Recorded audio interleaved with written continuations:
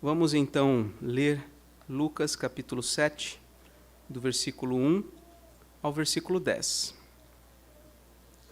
Tendo Jesus concluído todas as suas palavras dirigidas ao povo, entrou em Cafarnaum, e o servo de um centurião, a quem este muito estimava, estava doente, quase à morte.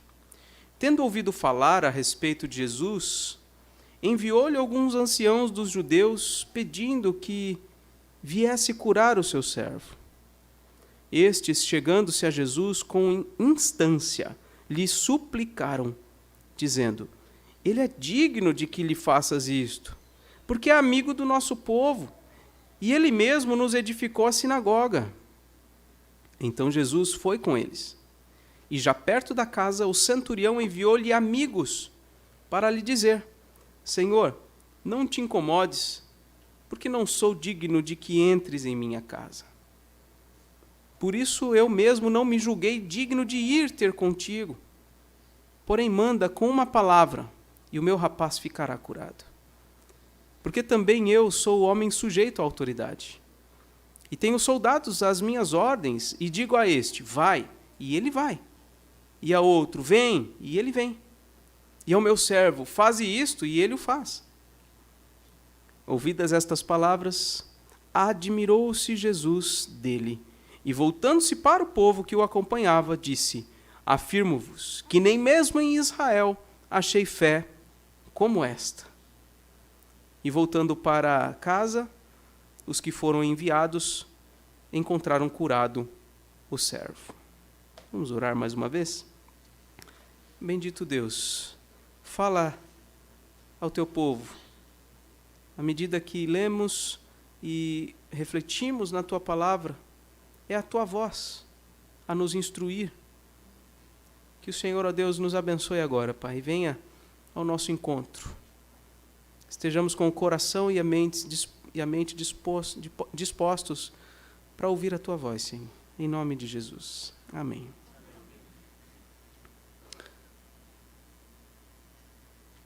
Muita gente deseja ser admirada pela sua fé. E como que geralmente as pessoas fazem para expressar uma fé admirável? Geralmente as pessoas, então, para mostrar que são piedosas, que vivem uma vida de fé verdadeira e sincera, se engajam na ação social, por exemplo. Tá? Se dedicam suas vidas a ajudar pessoas pobres, a atender necessidades, trabalhar em ONGs, etc. Por outro lado, há pessoas que desejam expressar uma fé vigorosa, depositando grandes ofertas nos gasofiláceos das igrejas, esperando de Deus recompensas também. Outros manifestam uma fé, ou desejam manifestar uma fé valorosa, com longos períodos de oração, jejuns. Muitos desejam expressar uma fé sadia, com uma adoração extravagante. O que é uma adoração extravagante? Aquela adoração, sabe, em que a pessoa se derrama diante de Deus, e se ajoelha, e ergue as mãos, e chora, e modula a voz. Essa é uma adoração extravagante. Muitas pessoas acham que isso é manifestar uma fé admirável. Mas a gente não vê nas Escrituras nenhuma dessas expressões como expressões admiráveis pelo Senhor. Jesus elogiou a fé de algumas pessoas quando passou por este mundo. Por exemplo, ele elogiou a fé de uma mulher, a mulher cananeia, uma mulher que não era de Israel. Ela era cananeia. E é aquele episódio em que ela pede uma cura para Jesus, Jesus faz que ignora ela, e ela fala: não, mas... Jesus fala para ela que ele veio para alimentar o povo de Israel e ela fala, não, mas pelo menos eu posso conseguir algumas migalhas. Pelo menos as migalhas, Senhor. E Jesus fala para ela, grande é a tua fé. Então Jesus elogia a mulher, a fé daquela mulher. Mas há somente duas vezes que aparece, em duas ocasiões que aparece Jesus se admirando a respeito de alguma coisa. Jesus se surpreendendo. Estranho até, né? Como é que o Senhor Jesus, com características divinas, alguém que demonstra conhecer todas as coisas, conhecer até o que se passa na mente, no coração das pessoas, como que alguém pode surpreender Jesus? Mas ele se surpreende em duas circunstâncias. Uma delas é esta que a gente está estudando hoje. Diz aí o versículo 9, ouvidas essas palavras, admirou-se Jesus dele e, voltando-se para o povo que o acompanhava, disse, afirmo-vos que nem mesmo em Israel achei uma fé como esta. Então essa é uma vez. E a outra vez, contado em Marcos, capítulo 6, versículo 6, você não precisa ver agora, mas é quando Jesus se admira da incredulidade dos nazarenos. Duas circunstâncias. Uma em que ele se admira da fé e uma em que ele se admira, se surpreende com a incredulidade. E que cristão não desejaria sinceramente ter uma fé admirável? Se você é um verdadeiro cristão, eu creio que você desejaria ser admirado pelo Senhor por causa da sua fé. Quem é que não desejaria surpreender Jesus com uma manifestação de fé diante dele? Nesse texto, a gente vai ver, nesse breve episódio, a história de um homem que surpreendeu Jesus com a sua fé. E nós vamos ver quais foram as expressões daquela fé admirável por Jesus. Então, o título dessa mensagem é Expressões de uma Fé Admirável. Quais são as expressões de uma fé admirável? Em primeiro lugar, a primeira expressão de uma fé admirável, segundo a narrativa de Lucas, é o sentimento de indignidade. Não há exuberância, ele não aparece, sabe, se mostrando, ele não faz um grande sacrifício. Ele mostra um sentimento de indignidade, de que ele não é digno de aparecer na frente de Jesus. Olha só, versículo 1, Jesus entra em Cafarnaum. Ele vinha falando, vinha instruindo o povo, as palavras aqui do capítulo 6, como a gente já estudou anteriormente, são muito semelhantes às palavras do Sermão do Monte. Ele conclui aquelas palavras e então ele entra em Cafarnaum. E aí, imediatamente, diz o versículo 2, que o servo de um centurião, a quem este muito estimava, estava doente quase à morte. Primeiro, quem é o centurião? A gente não tem o nome dele, não sabemos quase nada a respeito desse homem, mas a gente sabe qual posição ele ocupava naquela sociedade. O título do cargo dele era esse, ele era um centurião, ou seja, ele era como se fosse um capitão de um exército, de um grupo de soldados. Há quem diga que são 80 soldados, há quem diga que são 100 soldados, uma média mais ou menos assim. Então ele tinha influência, ele tinha poder, ele tinha autoridade sobre cerca de 100 pessoas, 100 soldados. E apesar dessa sua posição de autoridade, ele poderia matar quem ele quisesse, ele poderia fazer o que ele quisesse para manter as coisas como ele queria. E apesar dessa posição de autoridade no Império Romano, sobre aquela região norte de Israel, diz o texto que ele era um amigo daquele povo. Ele tinha um coração dócil. Ele pediu que os anciãos, diz o versículo 3, fossem falar com Jesus, interceder, mediar o seu pedido. Ele mesmo parece não ir até Jesus nesse texto. Ele pede que os anciãos dos judeus, ou seja, os presbíteros, os homens mais experientes daquela religião, intercedessem por ele diante de Jesus. E eles fazem isso com insistência, diz o versículo 4. E eles suplicam a Jesus, dizendo assim, olha, ele é digno. Veja, os líderes religiosos judeus estão dizendo que o centurião romano, ou seja, alguém que serve ao Império Romano, que subjuga o povo de Israel, ele é digno de que lhe faças isto. Por quê? Porque é amigo do nosso povo. Jesus, ele é amigo do nosso povo. Ele mesmo edificou essa sinagoga, ele tem nos ajudado aqui. E Jesus atende a esse pedido feito, né? Então ele amava o povo. Esse é um detalhe, amava o povo, cuidava dos religiosos, abençoou com a construção de uma sinagoga. Me lembro, então, também de um centurião lá em Atos 10 ou 11, por aí, um centurião piedoso também. Então, existiam homens de autoridade, mas que eram homens de Deus. Provavelmente foram muito influenciados ali pela religião judaica, no sentido positivo, né, do temor de Deus, e então esses homens eram mais amáveis.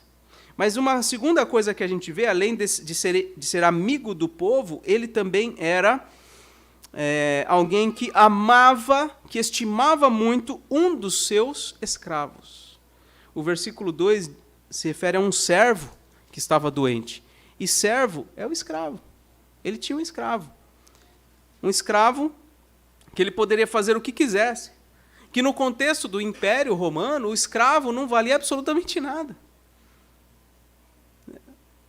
Se desobedecesse, fizesse qualquer coisa, o dono mataria sem nenhum peso na consciência.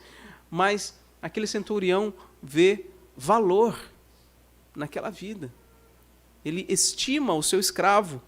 E ele, extremamente comovido com a doença daquele escravo, ele então pede para que Jesus vá curar. Jesus o cure. Qual que é a função dessa narrativa? Por que Lucas está escrevendo aqui a respeito de um centurião que demonstrou uma fé tão admirável? Certamente o objetivo aqui é mostrar o aspecto universal da salvação, de que a salvação não veio somente para o povo judeu, mas veio para gente de todas as nações. O reverendo Hernandes diz: a inclusão dos gentios na salvação de Deus se tornará crescentemente explícita neste evangelho. Lucas faz questão de descrever várias situações em que gente de fora de Israel é alcançada pelo evangelho, recebe o perdão, recebe a salvação. Todas essas histórias são sobre os gentios que responderam positivamente a Jesus. Esse é um homem gentil, ou seja, de fora de Israel, que respondeu positivamente a Jesus. Então a gente vê do versículo 3 ao 5 que de fato os anciãos intercedem diante de Jesus, a pedido do centurião. E nós vemos do versículo 6 em diante, que quando Jesus se desloca para ir até a casa daquele centurião, o centurião manda mais uma comitiva para falar com Jesus. O versículo 6 diz que ele manda amigos. Veja aí, então Jesus foi com eles, e já perto da casa, o centurião enviou-lhe amigos para lhe dizer. E aí, veja o que diz o centurião através dos seus amigos. Quer dizer, ele não se sente à vontade de ir até Jesus, ele pede que os amigos digam o seguinte a Jesus: Senhor, não te incomodes, porque eu não sou digno de que entre na minha casa. Nem entre na minha casa, Senhor, eu não sou digno disto. Por isso, diz o versículo 7, eu mesmo não me julguei digno de ir ter convosco. Por isso que eu mandei alguém e falar com você. Porém, manda, olha o versículo 7. Não, aí depois a gente vê. Esse é o segundo ponto. O primeiro ponto é este. Ele está demonstrando com tudo isso, irmãos, um sentimento de indignidade. E isso faz parte de uma expressão de uma fé admirável. A humildade. O senso de indignidade. Infelizmente, no meio evangélico, é proclamada a ideia de que nós somos merecedores de algo. De que a gente é cabeça e não cauda. De que a gente é muito mais do que a gente imagina. Quando, na verdade, as Escrituras mostram vez após vez a importância da humildade diante de Deus. Os humildes, diz as Escrituras, serão exaltados. E os que se exaltam serão humilhados. Então, uma das expressões de uma fé admirável pelo Senhor Jesus é a humildade.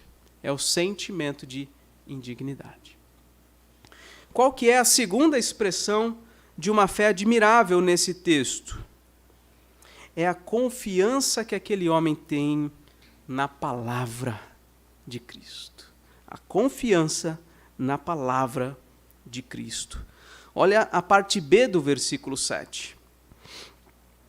Ele manda os seus amigos dizerem a Jesus, versículo 7, por isso eu mesmo não me julguei digno de ir ter contigo, porém, manda com uma palavra e o meu rapaz será curado.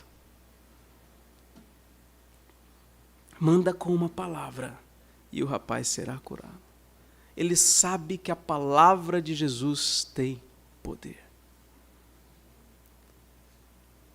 Ele sabe que a presença de Jesus física é dispensável, porque Jesus tem poder para fazer o que Ele quiser, mesmo não estando fisicamente presente. Ele confia na palavra de Cristo. Ele sabe que a palavra de Cristo é uma palavra poderosa, que regenera, que cura, que transforma, que dá vida a mortos, que purifica leprosos, que dá vista a cegos. A palavra de Jesus realiza grandes coisas. E aquele homem confessa isso. Manda, Senhor, com uma palavra, e o meu rapaz será curado. Infelizmente, meus irmãos, a palavra de Cristo tem sido insuficiente na vida de muita gente. As pessoas querem ver para crer. As pessoas querem ver grandes manifestações do poder de Jesus. E não se contentam em ter a palavra de Cristo. Não se contentam com o que Ele nos diz. Acham ela insuficiente. Querem é ver milagres, prodígios e sinais. Uma vez pediram isso para Jesus. Senhor, faz sinais maravilhosos para a gente ver que Tu é o Cristo. Jesus fala, não. Para uma geração incrédula como esta, o único sinal que será dado vai ser o sinal de Jonas. Ele se referia à sua morte e à sua ressurreição ao terceiro dia. Ponto. Essa é a mensagem mais poderosa que existe. Cristo Jesus, o Filho de Deus, morreu na cruz e ressuscitou. Diz o apóstolo Paulo que o Evangelho é o poder de Deus para a salvação de todo aquele que crê.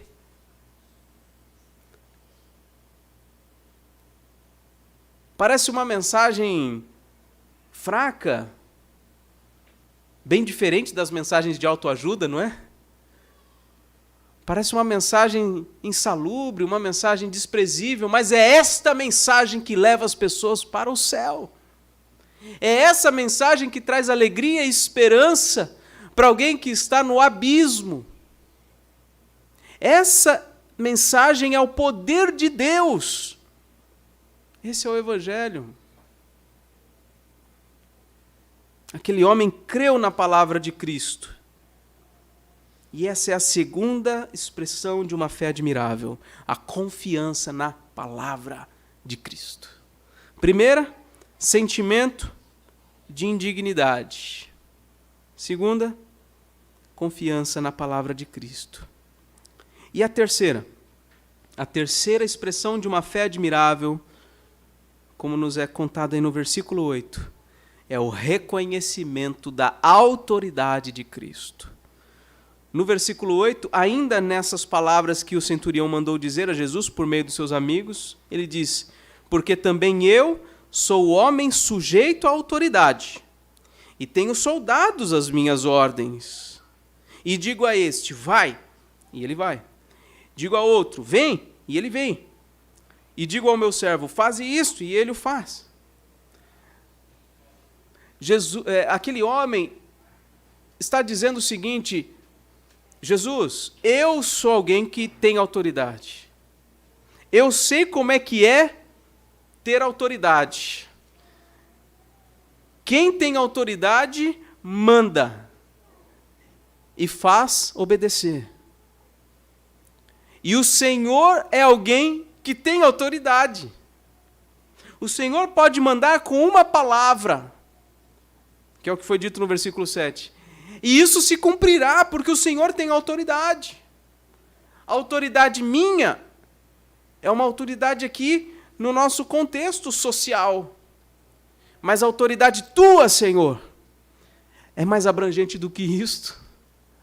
O Senhor não só tem poder aqui no âmbito horizontal, social, o Senhor tem autoridade no mundo espiritual. E essa é a terceira expressão de uma fé admirável.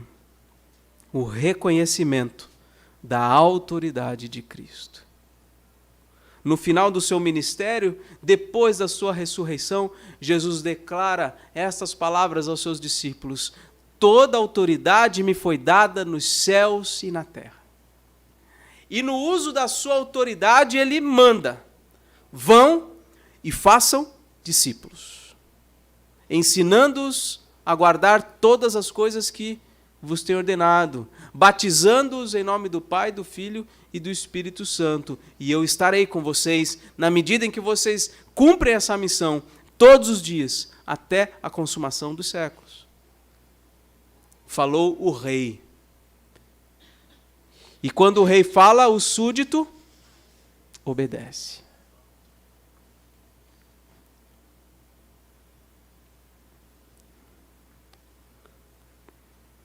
E como é que Jesus reagiu a essa expressão tão exemplar de fé? O versículo 9 nos conta que Jesus se admirou do centurião, admirou-se Jesus dele quando ouviu essas palavras. Essa é a primeira coisa, Jesus se admirou. A segunda coisa, Jesus elogiou publicamente a fé daquele homem. Diz o versículo 9 ainda que ele se voltou para o povo que o acompanhava e disse: afirmo-vos que nem mesmo em Israel achei fé como esta. Então, ele se admira da fé daquele homem, ele elogia publicamente a fé dele. Terceira coisa, Jesus o distingue em relação aos israelitas, que são ou eram o povo de Deus, né? Ele diz, nem mesmo em Israel achei fé como essa. Quer dizer, ele distingue aquilo, ele torna em relevo aquela manifestação de fé de alguém que é de fora do povo de Israel. E a quarta coisa que Jesus faz, versículo 10, Jesus cura o servo. Diz o versículo 10 que, voltando para casa, aqueles amigos, né, os que foram enviados, encontraram curado o servo. Então, em resumo, o que nós vimos nessa mensagem, meus irmãos, é que uma fé admirável expressa sentimento de indignidade, confiança na palavra de Cristo e reconhecimento da autoridade dele. E algumas perguntas para a gente refletir, finalmente. Por quem você realmente deseja ser admirado?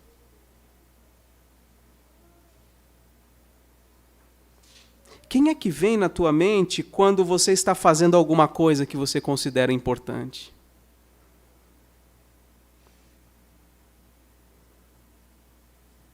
Como é que você mesmo avalia a sua fé? Você diria que a sua fé é uma fé superficial? Ou é uma fé vacilante? Ou é uma fé admirável?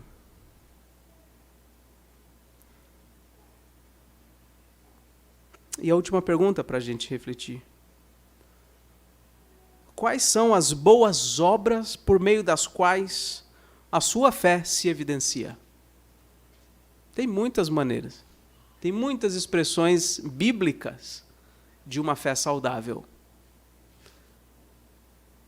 Quais são as expressões que evidenciam a sua fé? Na vida do centurião foi o sentimento de indignidade, foi a confiança na palavra de Cristo e foi o reconhecimento da autoridade de Cristo. 3 boas obras, 3 excelentes obras. Quais são as tuas obras?